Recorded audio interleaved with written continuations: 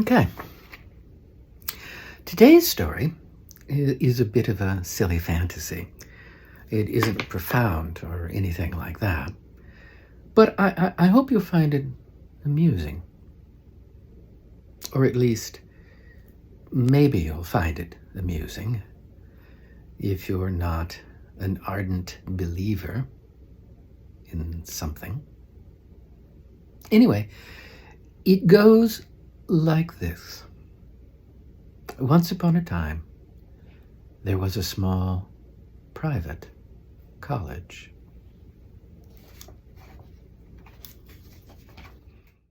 I won't bother saying where it was. Could be anywhere. Let's just say it was in the United States, in a particular region famed for its religiosity rather than its book smarts. But that's beside the point.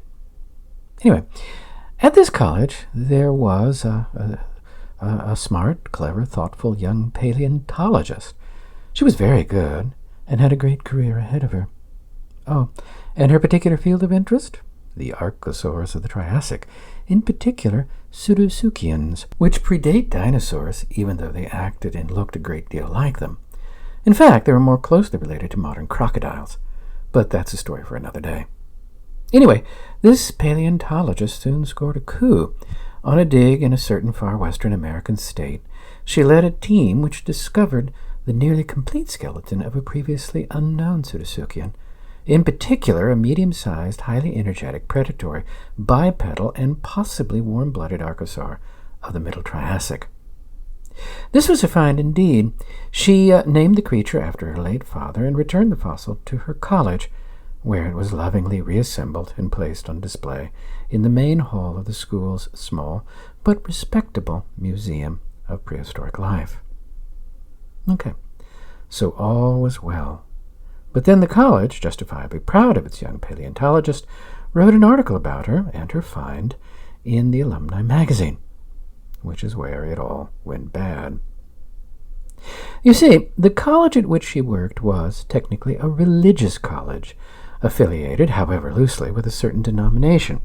This denomination, in turn, was also loosely connected to a certain church, a large church, an evangelical church, a megachurch, which was headed up by a fire and brimstone preacher, a man who had made his reputation and a considerable fortune by attacking the sins of the flesh, the heresies of liberalism and modernism, and, well, Charles Darwin.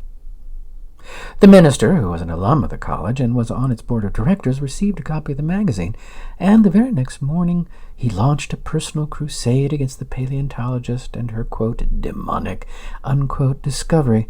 In the weeks that followed, in the months that followed, and the nearly 2 years that followed, in sermon after sermon and TV broadcast after broadcast, he demanded that she be dismissed from her position, that her classes be disbanded, and her works removed from the college library. The woman tried to defend herself, of course, but it was no use. His fury was vast and his congregation large and motivated. He had supporters in high places, and eventually the college had no choice but to remove her.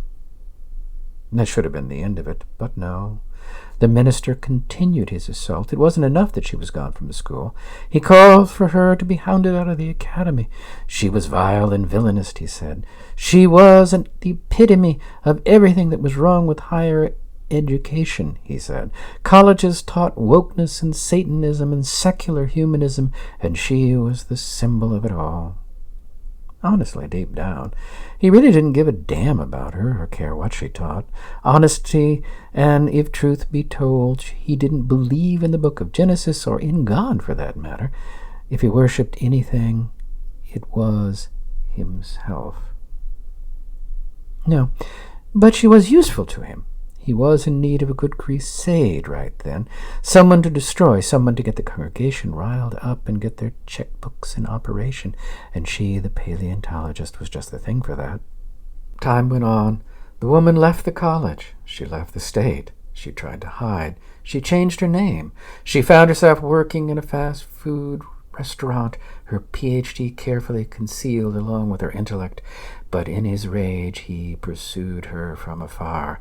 One of his agents discovered her real identity. The minister doxed her then. That is, he revealed her name and home address on the web and from his pulpit. And after that, the inevitable happened. One of his more deranged followers came to the restaurant with a gun. And that was the end of her story. The minister received the news of her death with indifference. After all, what did it matter? He'd got what he wanted.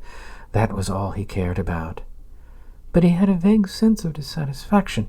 He needed one last gesture, something which would put paid to her memory, something that would satisfy both his followers' need for closure and also for his own real sadism. Suddenly it came to him, the fossil of the pseudosoukian, which she had discovered and which had been lovingly reconstructed in place in the college museum. It was the perfect metaphor. Should it be found one morning smashed to pieces, well, the world would know that God's will, as well as his own, had been done. So late one night, when he knew the museum would be closed, he took a steel crowbar from his garage and set out. He arrived. He had a key to the door. He knew the college police would not interfere. He had arranged that beforehand. He entered the great hall, and there was the fossilized skeleton. He smiled in triumph. He had his crowbar in one hand. He advanced on the exhibit. And then...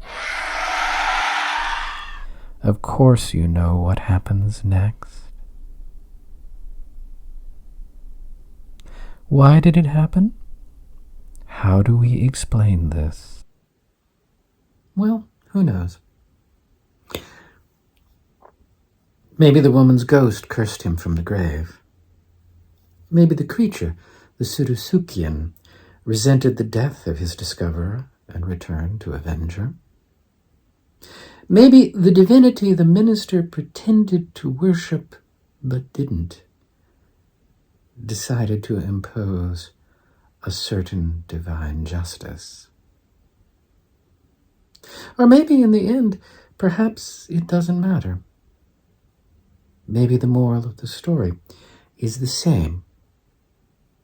To wit, there is a price to playing God. And that bill comes sometimes delivered by something red in tooth and fossilized claw.